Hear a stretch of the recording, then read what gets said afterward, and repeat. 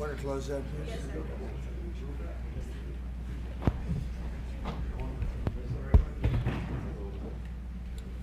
Thank you very much. It's an honor to have a very, very special person. I've dealt with him for a long time, Benjamin Netanyahu, Prime Minister of Israel.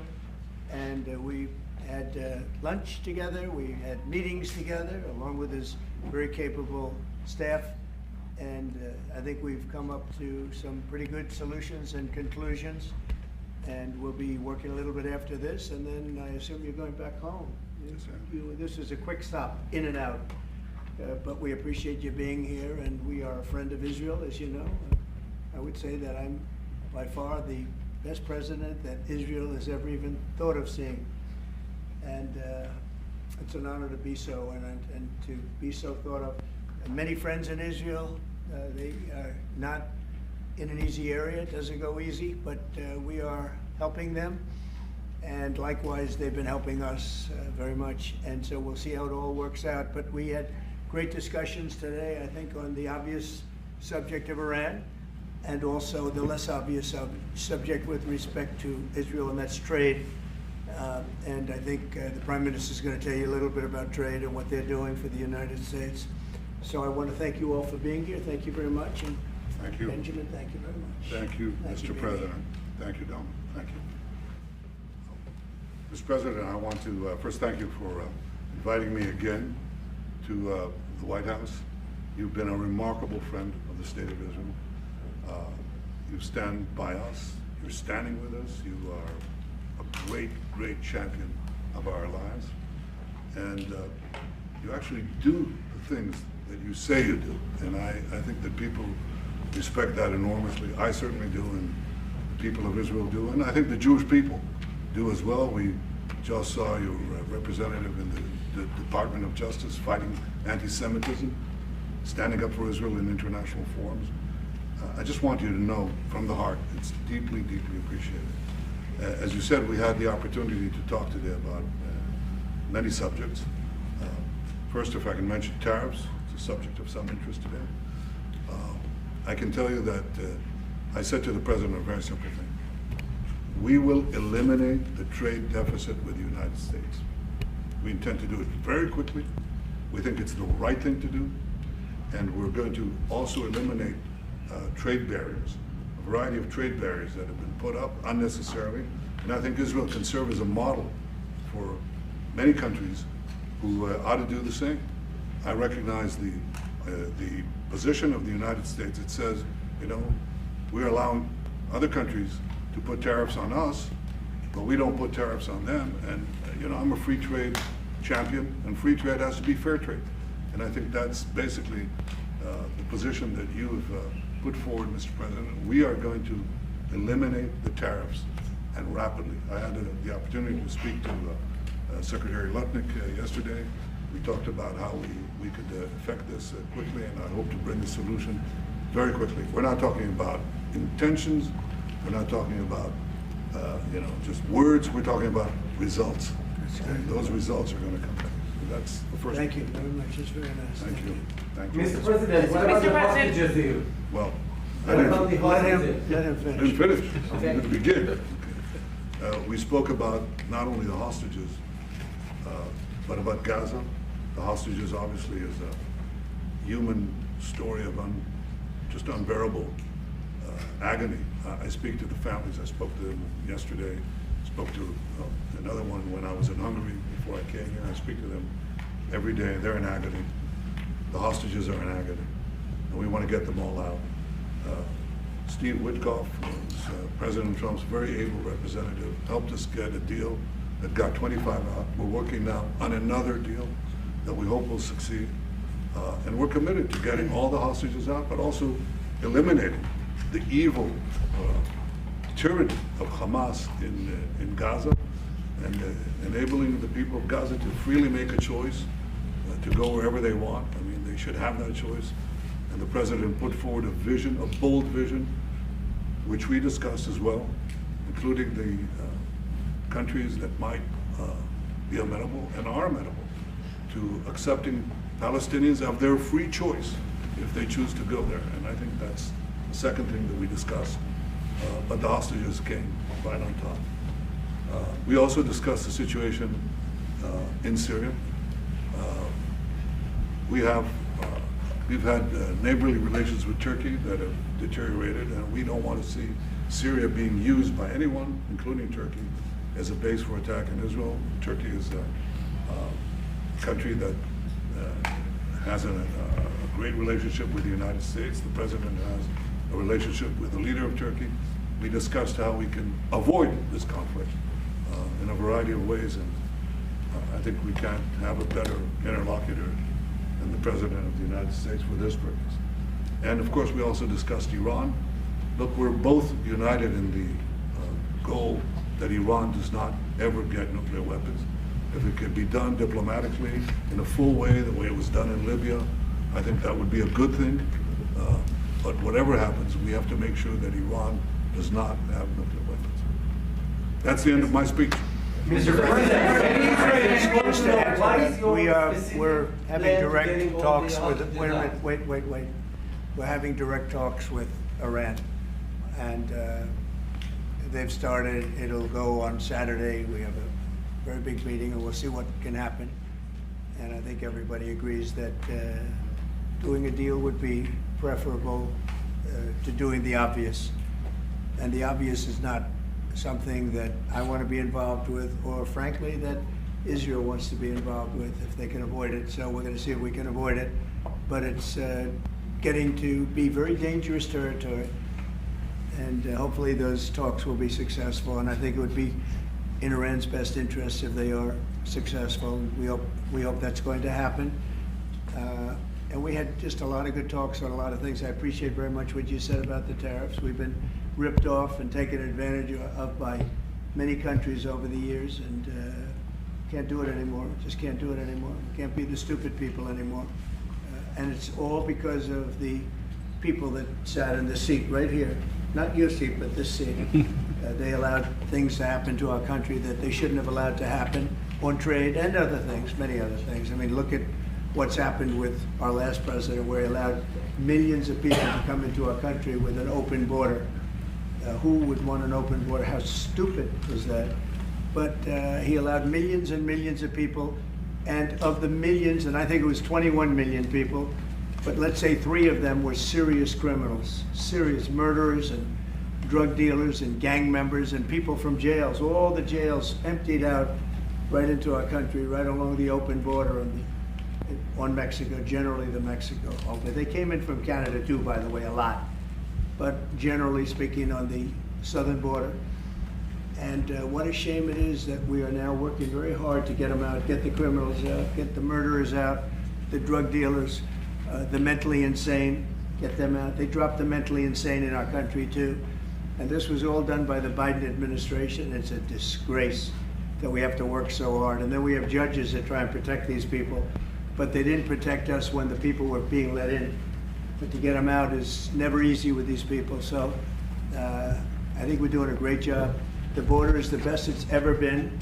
It's even as strong as it was. I had a great, solid border. I think it might even be tougher right now and stronger. So people are coming into our country, but they're coming in legally. We have a legal process, and we have that moving along properly, because we need people to come into our country, but we want people that can love our country and cherish our country. So that's where we are. And with that, any questions? Mr. President, the European Union reaction to the markets today, and would you be open to a pause in tariffs to allow for negotiations?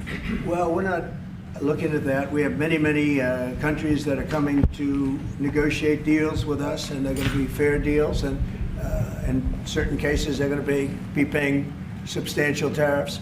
There'll be fair deals. As you know, I spoke this morning with the Prime Minister of Japan, and we had a very good conversation. They're coming.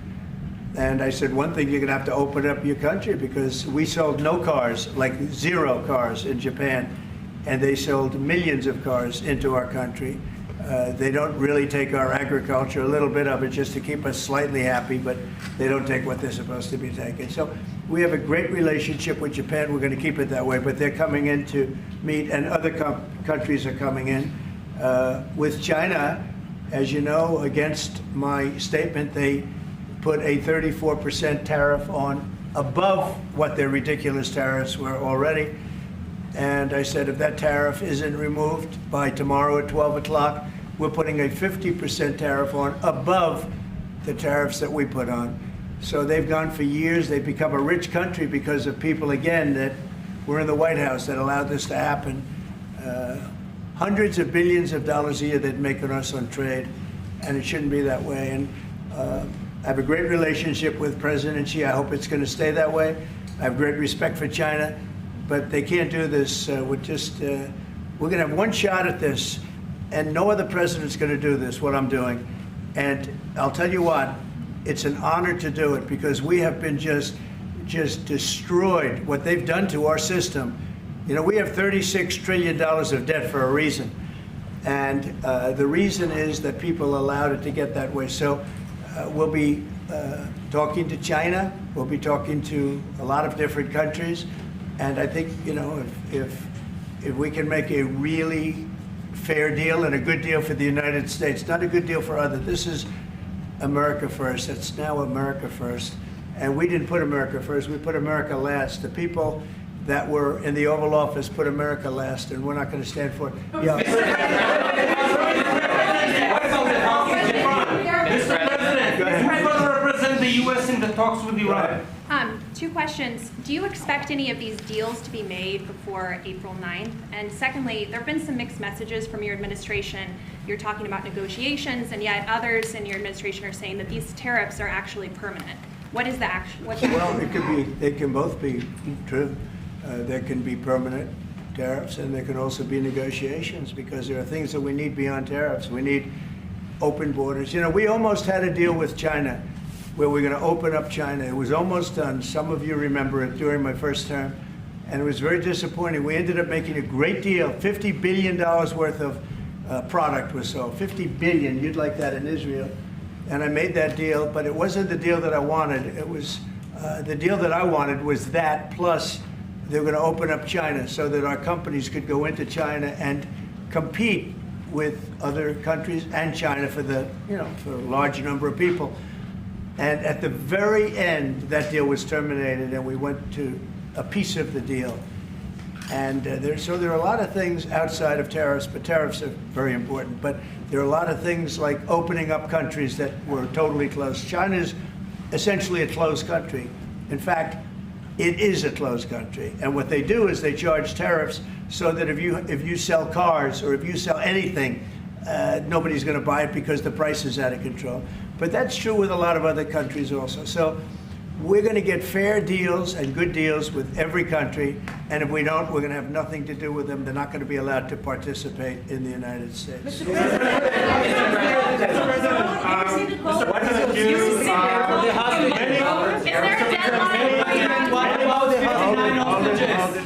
President, Relax, we have time. This gentleman is all day long. Mr. President, thank you for the chance. Many of Palestinian Americans who voted for you and not for Biden because you've promised them to end the war in Gaza. Very honored by that vote, too. The war is still going on and there's no hostage deal. Do you have any update on that? Well, I'd like to see the war stop, and I think the war will stop at some point that won't be in the too distant future. Right now we have a problem with hostages. We're trying to get the hostages out. We got quite a few of them out, but it's a long process. It shouldn't be that long. We have a big problem that we've done. I think I'll ask Pete to maybe talk about it for a second, because a lot of people are asking. The Houthis, we've been very tough and very successful militarily. We've really damaged them badly. These were people shooting down ships and other things, by the way, flying objects like airplanes. And we've put a major hurt on the Houthis, which nobody's been able to do. We've really hit them hard, and they know it, and they don't know what to do. And it's every night, night after night.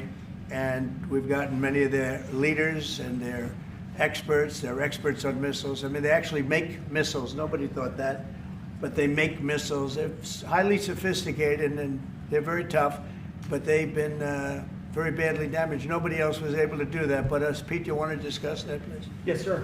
It's been a bad 3 weeks for the Houthis, and it's about to get worse. It's been a devastating campaign, whether it's underground facilities, weapons manufacturing, bunkers, troops in the open, air defense assets. We are not going to relent. And it's only to get more unrelenting until the Houthis declare they will stop shooting at our ships. And we've been very clear at the Iranians as well. They should not continue to provide support to the Houthis, and that message has been made very clear. So we have a lot more options and a lot more pressure to apply, and we know, because we see the reports, how devastating this campaign has been in them, and we will not relent. We have a great military. There's no military like our military. And despite Biden having given a lot, but nevertheless a pretty small piece, but it was a lot of our military away in Afghanistan, and one of the dumbest situations, I think, and maybe the most embarrassing situation we've ever been involved in, that short period of time in Afghanistan.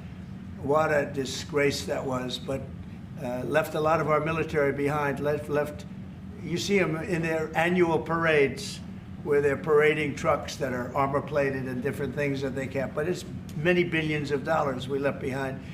But despite that, we have a tremendous military. That was a very small portion because we rebuilt the military during my first term, and we have great things happening with our military. We also essentially approved a budget which is in the facility. You'll like to hear this, of $1 trillion, $1 trillion, and nobody's seen anything like it. We have to build our military, and we're very cost conscious, but the military is something that we have to build, and we have to be strong because you got a lot of bad forces out there now. So we're going to be approving a budget, and I'm proud to say, actually, the biggest one we've ever done for the military. We're cutting other things that were under DOGE, but under a lot of other. When you look at a woman getting $2 billion for environmental, and it had nothing to do with environmental, and they had $100 in the bank, and they give her $2 billion. Many of those cases, all that stuff is going to be cut out. But we are getting a very powerful military. We have things under order now, the likes of which we've never had before. We've never had the kind of aircraft, the kind of missiles, anything that we have ordered. And it's in many ways too bad that we have to do it, because hopefully we're not going to have to use it. But the military is very powerful, and it's going to remain that way. How do you, Mr. President, do you please? Yes, please. Thank you, Mr. President. I want to ask you about Iran, because this is the first time we hear that the U.S. is having a direct contact with the Iranians. Is it possible to give us some more information at what level the U.S. is represented? High level, very high level. And we're dealing with the Iranians. We have a very big meeting on Saturday, and we're dealing with them directly. You know, a lot of people say, oh, maybe you're going through surrogates, or you're not dealing directly, you're dealing through other countries. No, we're dealing with them directly, and maybe a deal is going to be made. That would be great. It'll be really great for Iran, I can tell you that. But hopefully, we're not going to have to get into that. We are meeting very importantly on Saturday at almost the highest level, and we'll see how it works out. Please. How do you ensure, Mr. President, that these tariffs don't drive U.S. trading partners into the hands of the Chinese? That they I'm not worried about it. I'm not worried about it. If they want to be in the hands of the U.S., they don't want to be in the hands of the Chinese. And the Chinese have turned out to be really not very good at that. People that are with us, they're with us. But we cannot be taken advantage of any longer.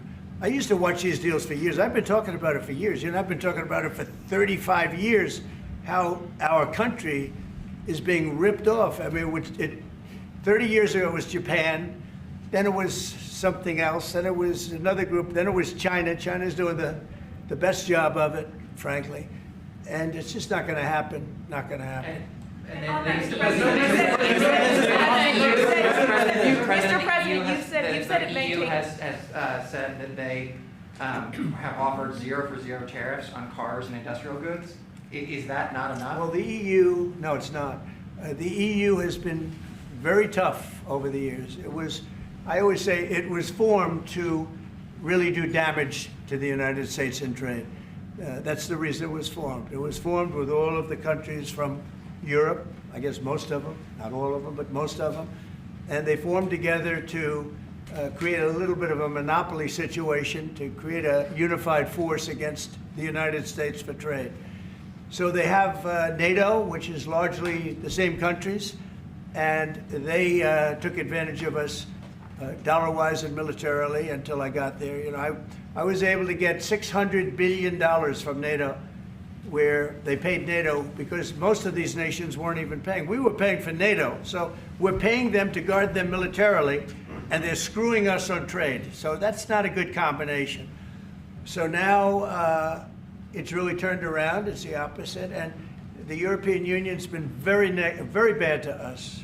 They don't take our cars, like Japan in that sense. They don't take our agricultural product. They don't take anything practically. And yet they send millions of cars in a year, Mercedes-Benz, Volkswagen, BMWs.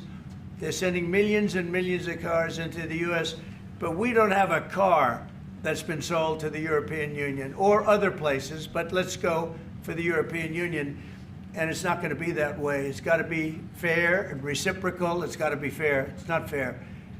We have a deficit with the European Union of $350 billion, and it's going to disappear fast. And one of the reasons and one of the ways that that can disappear easily and quickly is they're going to have to buy our energy from us because they need it. They're going to have to buy it from us. They can buy it. We can knock off $350 billion in 1 week. They have to buy and commit to buy a like amount of energy, and we have that. You know, we have more energy than any country in the world. I don't know if you know that. He knows everything, but the one thing he may not know, we have more energy than any country in the world. We have more of every kind of energy, every form of energy, from oil and gas to coal. And people talk about, I call it beautiful, clean coal. As you know, Germany is opening up a coal plant a week. They tried the windmills and it didn't work. They tried all the other solutions and they were ready to go out of business. Now they're doing a coal plant a week. China is now up to 2 coal plants. They're opening 2 major coal plants every single week in China, all over China, and then we're not allowed to use coal. Well, we have clean, beautiful coal more than anybody else. We have oil and gas more than anybody else. We have the most energy of any country in the world, including Saudi Arabia, including everybody, by a lot. And I took it to number 1. We were number 3, and I took it to number 1 during my administration. And the reason that we were hurt so badly and the reason that we went into such incredible inflation during Biden is energy. It was also their bad spending, but energy, because they played around with this incredible thing that we had built, this administration had built, and the energy costs went through the roof. And when that went up, everything else followed. Now, if you look at what's happening, you got to see this today. I said we're going to try and get groceries down, right? An old-fashioned term, but a beautiful term. Eggs. So when I got in, the press went absolutely crazy the first week. They said, eggs have quadrupled in price. I said, I just got here. Tell me about it. And Brooke Rollins and our team did a great job, and eggs are down now 79%, and they're all over the place. And this was a problem that somebody else would have taken a long time to cure. We have energy is down. We have interest rates are down. We have groceries, meaning food is down. We have everything is down at levels that nobody ever thought possible. Energy looks like it's going to be in the $2.50 a gallon range, and maybe below that for a car. So for gasoline. So we're really doing amazing. I mean, we're cutting prices because prices got so high, people couldn't live. I mean, the prices for groceries, the prices for standard groceries, standard things were going through the roof. They couldn't live. And now those prices are coming down. So call them groceries, but that's down, energy's down, and interest rates are down. Everything's down. And the interest rates, the beauty there is when we refinance debt, you know, debt's become such a big factor in this country. We're going to start paying debt off with tariffs and other things. But it's such a big factor because the interest rate's so high. Well, now that's coming way down, so our budget's going to look a lot better because interest costs are way down. And I guess I've done that. Many Israelis are watching you now on live show. Good. What is your specific way of getting the hostages out from the horrific captivity? We are trying very hard to get the hostages out. We're looking at another ceasefire. We'll see what happens. But we want to get the hostages out. The Israeli people want the hostages out more than anything. They want the hostages out. This man is working very hard with us to do that. I mean, I don't know. I hope he's being appreciated because he's been a great leader. He's working very, very hard on the hostages and many other things.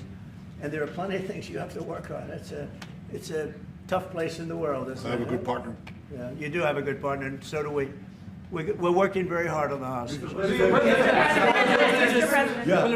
If you're going to negotiate a new deal with Iran, can you elaborate how it's going to be more effective than the JCPOA? Well, I can't really say that, but I think it'll be different and maybe a lot stronger. But they were so happy when we made that first deal because we did get a lot out. You know, I had people right in this office, this beautiful Oval Office. They came in, 10 people, hostages, you know that. And I said to them, so how was it? And the stories they told me, I mean, as an example, I said to them, was there any sign of love? You were there, 10 people. It's only 10, but it's pretty representative. Did the Hamas show any signs of, like, help or liking you? Did they wink at you? Did they give you a piece of bread extra? Did they give you a meal on the side, like, you know, you think of doing? Like would happen in Germany, would happen elsewhere. People would try and help people that were in unbelievable distress. They said no. I said, all of them.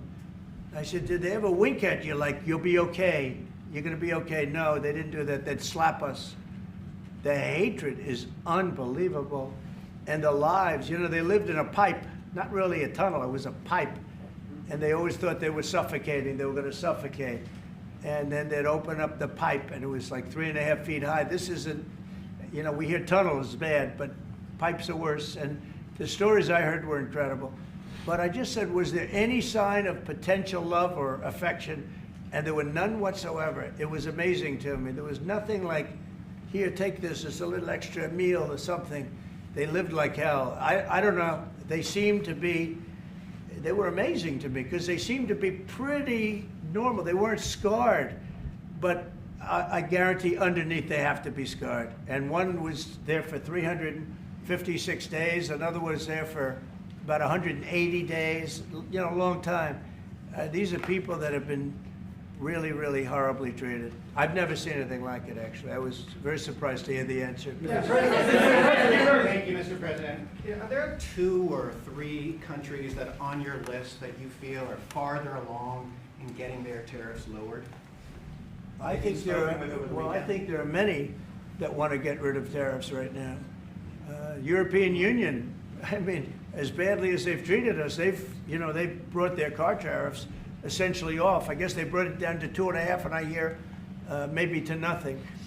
But it's not only tariffs, it's non-monetary tariffs. It's tariffs where they put things on that make it impossible for you to sell a car. It's not a money thing. They make it so difficult, the standards and the tests. They drop a bowling ball on the top of your car from 20 feet up in the air, and if there's a little dent, they say, no, I'm sorry, your car doesn't qualify. When the same car from Germany or anything would dent likewise, unless you can have an army tank, it's going to dent. So they come up with rules and regulations that are just designed for one reason, that you can't sell your product in those countries, and we're not going to let that happen. Those are called non-monetary barriers. They make barriers that are so tough that it's impossible to qualify.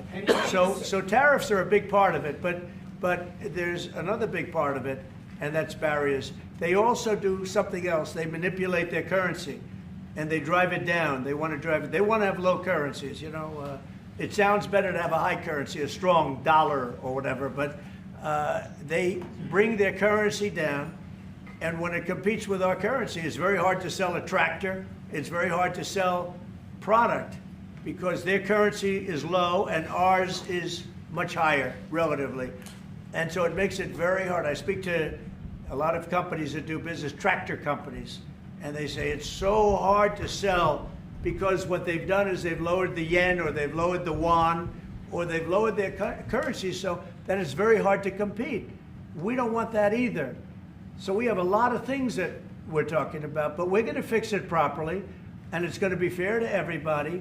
And in the end, I think we're going to have a world that does a lot better, you know, but they have to respect the United States. And nobody but me would do this. Nobody but me would do this. You know, it would be nice to serve a nice, easy term, but we have an opportunity to change the fabric of our country. We have an opportunity to reset the table on trade. We lose billions of dollars. We lose close to $2 trillion a year on trade. We lose $1 trillion a year to China. $1 trillion. We lose hundreds of billions of dollars a year on trade to China. We lose hundreds of billions of dollars overall, probably close to $2 trillion. Why would we do that? Number one, why would we do that? And then you have to say, is it sustainable? Then you hear about all of the people that say, well, deficits. If we have a deficit with the country, or if the country has a big surplus with us, like China has a massive surplus, that they take and they spend on their military. Well, we don't want that. I don't want them to take $500, $600 billion a year and spend it on their military. I don't want them spending money on their military. And I shouldn't have to spend money. We shouldn't have to spend it either. Because, you know, hopefully, and I said this to President Xi, hopefully it's money that we're never going to use. In other words, because we're not going to use those incredible weapons that we have and that they have. We don't want that. So it's going to be very interesting. It's the only chance our country will have to reset the table.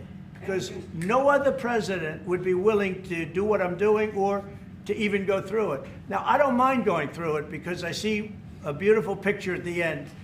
But we are making tremendous progress with a lot of countries, and the countries that really took advantage of us are now saying, please negotiate. You know why? Because they're getting beaten badly because of what's happening.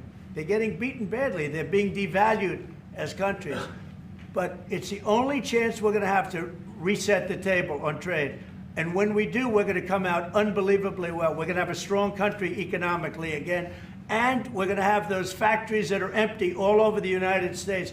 We've lost 90,000 plants and factories.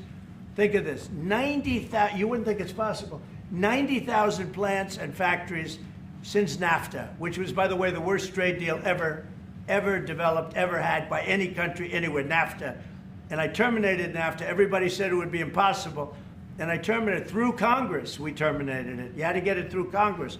It was a trap. It was a horrible thing, and we got it done. And we went to the USMCA, which was much better. The problem is they cheat. They cheat like crazy.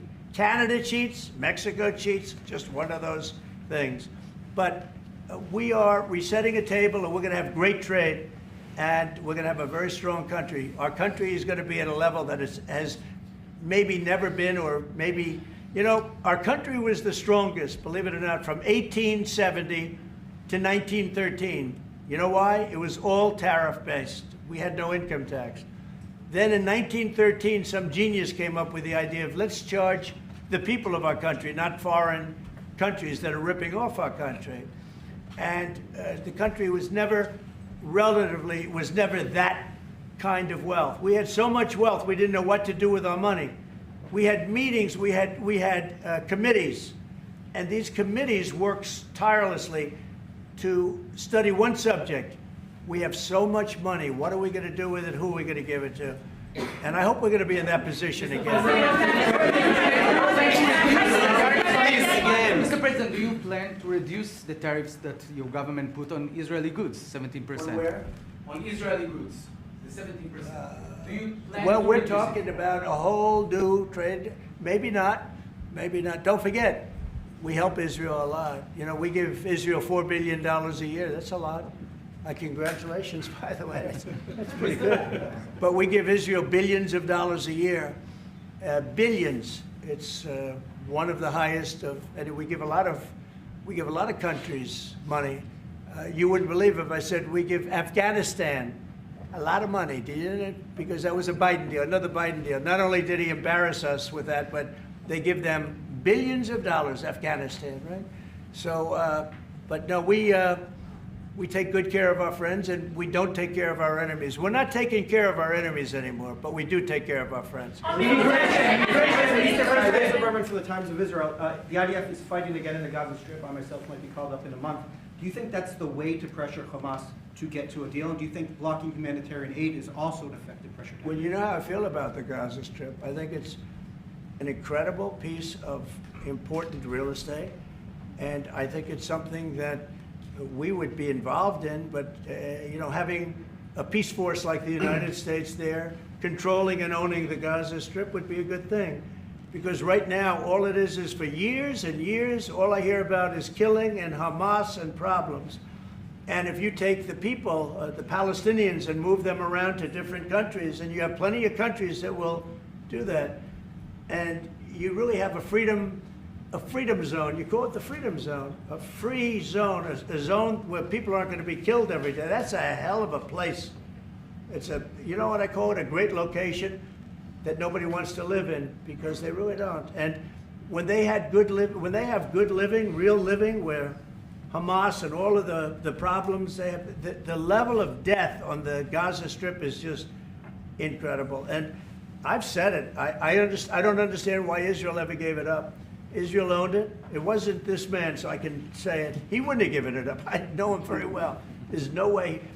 They took oceanfront property and they gave it to people for peace. How did that work out? Not good. Is the immigration, sorry, Mr. President, is the immigration plan still on the agenda? Which immigration? From Gaza. From Gaza. All it is a concept that I had that I think is good, and now people are copying it. You know, maybe you want to tell people are talking about the Trump plan. Gee, why don't we do that? Would you like to answer that question? I think what the president talked about is, first of all, to give people a choice. You know, Gazans were closed in, and every other place, including in arenas of battle. I mean, whether it's Ukraine or Syria or any other place, people could leave. Gaza was the only place where they locked them in. We didn't lock them in. They're locked in. And what is wrong with giving people a choice? Now, we've been talking, including over lunch, about some countries, I won't go into them right now, that are saying, you know, if Gazans want to leave, we want to take them in. And I think this is the right thing to do. If you give, you know, it's going to take years to rebuild Gaza. In the meantime, people can have an option. The president has a vision. Countries are responding to that vision. We're working on it. I hope we'll have good news for you. I will say people really do love that vision. It's a long-term vision, but so importantly is to have that be a safe field, because you're right smack in the middle of the Middle East. You're right along Israel. It should have never, ever been given away. It shouldn't have been given away by Israel.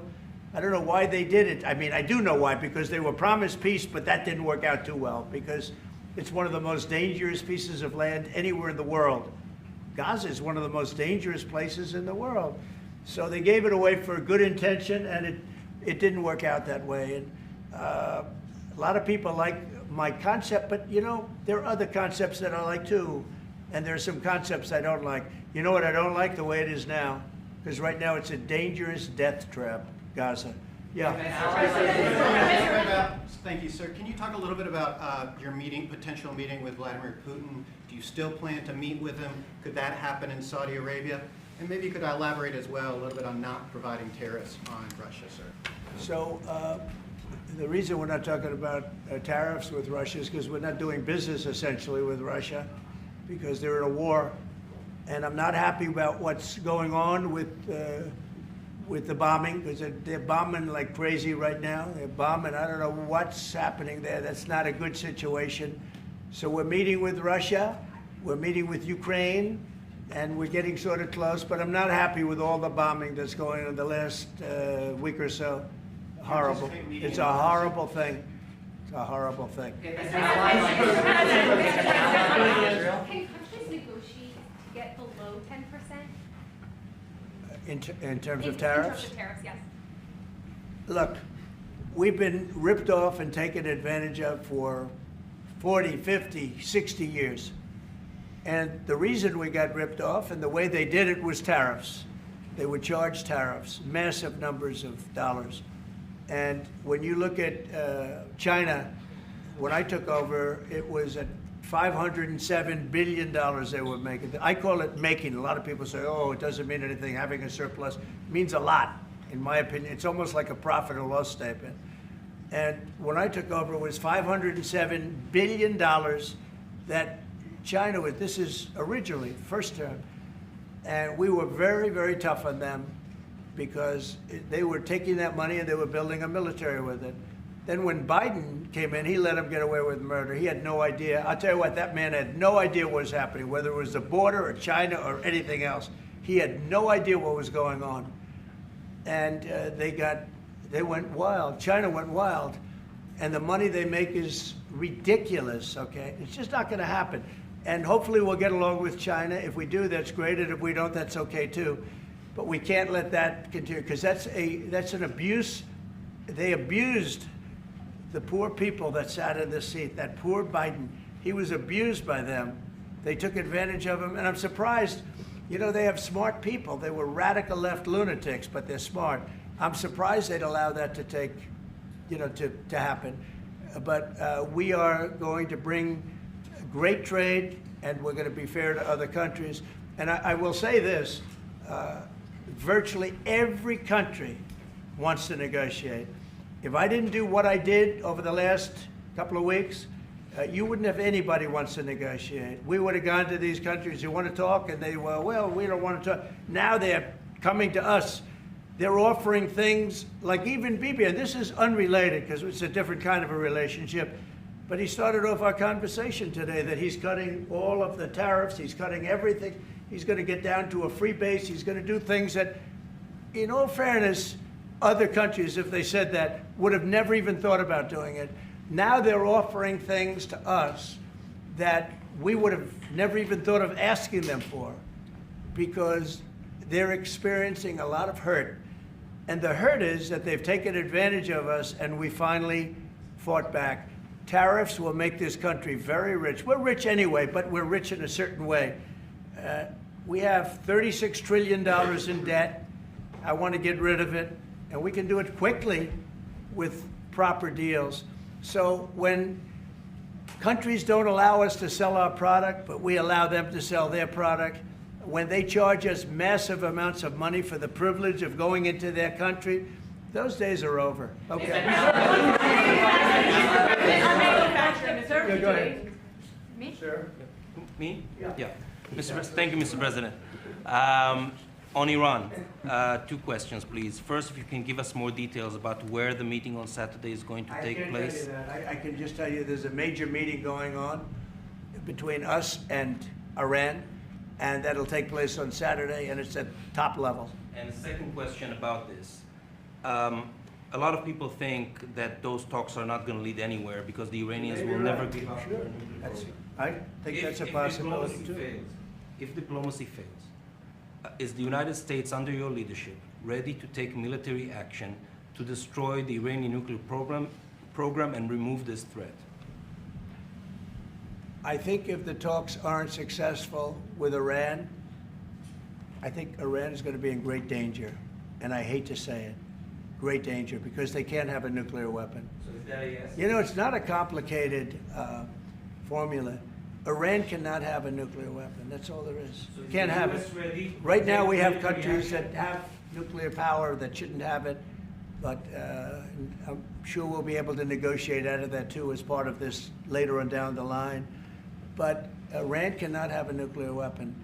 And if the talks aren't successful, I actually think it'll be a very bad day for Iran if that's the case. Yeah. Mr. President, on manufacturing, Mr. President. Mr. President, was October 7th the death blow of the two-state solution, and would you consider classifying the Palestinian Authority as a terrorist organization for its continued pay-for-slay terror financing payments? So October 7th was a horrible day that some people, they deny it. Now, I can't believe they deny it from the standpoint of it. They do it because they think it's good politically. But October, I've seen the tapes. I've seen things that you don't want to see. October 7th was a horrible day, and it will go down as one of the really bad days in the history of the world. It was a horrible, horrible thing that happened. And they grabbed some of these people. I'll give you an example. When I was with the 10 hostages a few weeks ago, I said, so how many are there? 59. I said, oh, so 59, so we can get 59. They sort of knew the territory pretty good. And I said, how are they doing? They said, well, only 24 are living, the rest are dead. And these are young people largely. Young people don't die. You know, young people have an amazing ability to live. They can live through horrible things, but these are young people. And when they said that 24 are living and the rest are dead, and you know, I've had parents come up, Israeli parents largely. We have some Americans, and I guess we have one left, Alex. We have the one left. But I've had Israeli parents come up to me at events and say, my son is there. I said, well, how's he doing? Well, he's dead. But would you do me the biggest favor ever? Could you bring his body back home? They talked about a young dead boy and a young dead girl like they were living. And that could have something to do with religion. That could have something to do with, I guess maybe any parent would be, but I was surprised. They said, sir, my son is dead. It is just as important to bring that body back home. I asked that question as if he were alive. So you have a lot of them dead, and we'll be able to bring them back. But it's a horrible thing that's happened. These are young, largely young people. Some old ones too, frankly. And those people have lived in hell. When they came off, the second group that came out, they looked like they just got out of a concentration camp. They looked exactly like the pictures that I'd see from the 1940s, the concentration camps. And then they got a little bit better, you know, but that second group, those people came out and I said, this is unbelievable. We're going back into a chapter in history that is one of the worst ever. It's really very bad. Okay? Mr. President, thank you. You've said it could take 2 years to get American manufacturing fully up to speed in response to these tariffs. What happens in the meantime? Should Americans be prepared potentially for years? Yeah, I'll tell you what happens. We have now $7 trillion. Think of this, $7 trillion of commitments from companies wanting to go in, from Apple to many, many companies. But that takes time. Many from Taiwan. What? It takes time to Of course it takes time. Well, are you asking me a question or are you telling me? Yeah, it takes time. You know, you got to build a thing called a factory. You have to build your energy. You have to do a lot of things. I'm giving them energy. You know, we're going to let them build their own power plants. They'll be their own, essentially, they're going to be in charge of the power plant because our power is not reliable enough. You have a grid that's old and susceptible to a lot of things, including bombing and weather and a lot of other things. And we're going to give them record timing in terms of approvals of electric plants. Most of them want to build electric plants. We need massive amounts of electricity if we're going to compete with China and others. And interestingly, we're way ahead right now in the AI race with China. But the way we lose that race is if we can't give them electric. But we have more plants being built. We have everything. We're doing so great. And we want to keep it that way. And tariffs will be an important part of it. But one of the other things, Lee Zeldin's doing a fantastic job, head of environmental protection. And he's doing very rapid approvals for people to get, for big companies that are going to build a plant that's going to cost billions of dollars. And we're going to get them their approvals. They have to be environmentally perfect, everything good, but they're going to be in record time, a matter of months versus a matter of many, many years. Okay? But in the meantime, Lisa Rozovsky from Haaretz. Turkey claims it will stabilize the situation in Syria. Turkey? Yeah. Israel doesn't want Turkey to influence Syria. What do you think? Do you think Turkey's influence in Syria can actually make it a better, more peaceful country, or vice versa? Well, I have great relations with a man named Erdogan. Have you heard of him? Yeah. And I happen to like him, and he likes me, and I know the press will get very angry. He likes Erdogan, but I do, and he likes me, and we've never had a problem, and we've gone through a lot, and we've never had a problem. We've always gotten, as you remember, we got our minister back from Turkey. You remember that? And this was a big deal at the time. And we got him back. And I told the Prime Minister, I said, just, Bibi, if you have a problem with Turkey, I really think I'm going to be able to work it out. You know, I have a very, very good relationship with Turkey and with their leader. And I think we'll be able to work it out. So I hope that's not going to be a problem. I don't think it will be a problem. Now, with that being said, I believe it was Turkey, and I said that to him. I said it. I said, congratulations. You've done what nobody's been able to do in 2,000 years. You've taken over Syria with different names, but same thing. I said, you've taken it over. He's taken it over through surrogates. He goes, no, it was not me. I said, it was you, but that's okay. You don't have to say, well, sort of maybe it was me, okay. But what he did, look, he's a tough guy and he's very smart. And he did something that nobody was able to do. You know, you got to hand it to him. Any problem that you have with Turkey, I think I can solve. I mean, as long as you're reasonable. You have to be reasonable. We have to be reasonable. Thank you very much, everybody. Thank you, press. Head out. Head out, press. Thank you. Thank you. Head out that door. Head out still. Through the corridor. Straight to the door we came in. Thank you, press. Thanks, guys. Thank you, everyone. So out the door. Keep going. Ma'am, the doors right there.